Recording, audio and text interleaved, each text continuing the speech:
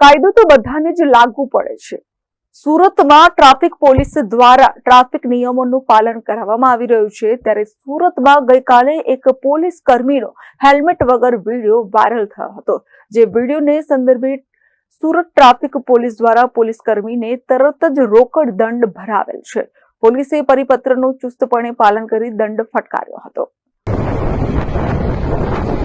Helmet क्या क्यों તમારું हेलमेट हेलमेट हेलमेट हेलमेट क्या क्यों हेलमेट साहब उतरवा कई जगह पर हेलमेट क्या क्यों हेलमेट બંદોબસ્ત સાહેબ ઉતરવા આવેલા સાહેબ ને ઉતારવા આવેલા હતા।